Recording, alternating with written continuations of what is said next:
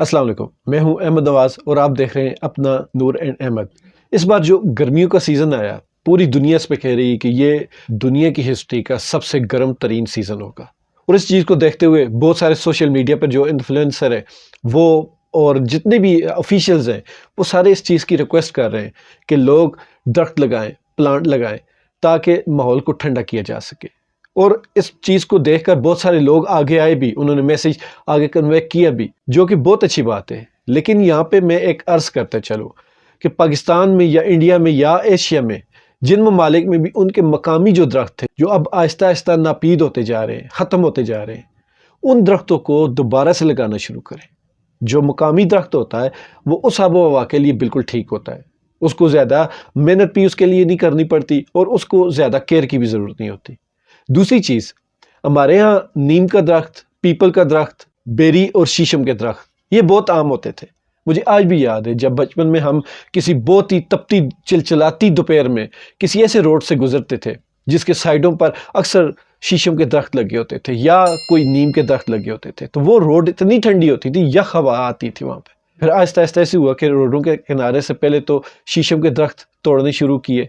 اس کی وجہ یہ تھی شیشم کا فرنیچر ہمارے یہاں بہت اچھا بنتا ہے،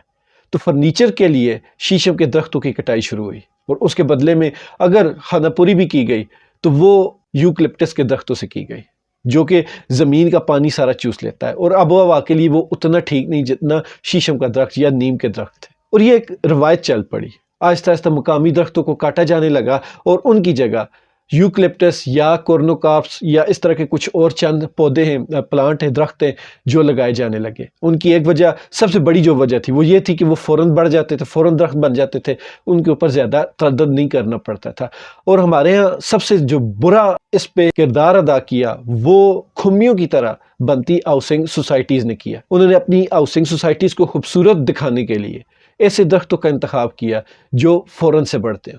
لیکن انہوں نے یہ نہیں دیکھا کہ ان میں سے کون سے درخت آب و ہوا کے لیے ٹھیک ہے اور کون سے ٹھیک نہیں ہے۔ کچھ عرصہ پہلے سپریم کورٹ نے بھی کافی سارے درختوں پر پابندی بھی لگائی تھی کہ ان کو ختم کیا جائے، بلکہ انہوں نے ختم کا نہیں، آئندہ نہ لگانے کا کہا تھا۔ لیکن میں کہتا ہوں کہ جو درخت آپ کی آب و ہوا کے لیے ٹھیک نہیں اس کو ختم کیا جائے اور اس کی جگہ وہ درخت لگائے جائیں جو آپ کے مقامی ہوں، یا مقامی نہیں، شیشم کا درخت، نیم کا درخت۔ نیم کا درخت سب سے اچھا ہے، وہ جس گھر میں ہو وہ کہتے ہیں گھر بیماریوں سے پاک رہتا ہے۔ شیشم اور پیپل کے درخت بہت ٹھنڈے ہوتے ہیں۔ تو یہ ساری چیزیں اویئرنیس ہونی چاہیے۔ آپ لوگ یہ کمپین ضرور کریں کہ پیڑ پودے لگائیں، لیکن ساتھ یہ بھی لوگوں کو آگاہی دیں، اور اس میں وہ لوگ جو اس فیلڈ کے ہیں، جن کو پودوں کے بارے میں پوری معلومات ہیں، وہ لوگ آگے آئیں اور لوگوں کو آگاہی پھیلائیں کہ کون سے پودے لگانے اور کون سے نہیں لگانے، کیونکہ صحیح طریقے کی جو محنت ہوتی ہے وہ تھوڑی سی بھی ہو وہ کام آتی ہے، اور غلط راستے پہ چلتی ہوئی محنت چاہے جتنی مرضی زیادہ کر لیں اس کا فائدہ نہیں ہوتا۔ ملتے ہیں انشاءاللہ تعالیٰ اگلی ویڈیو میں۔ اللہ حافظ۔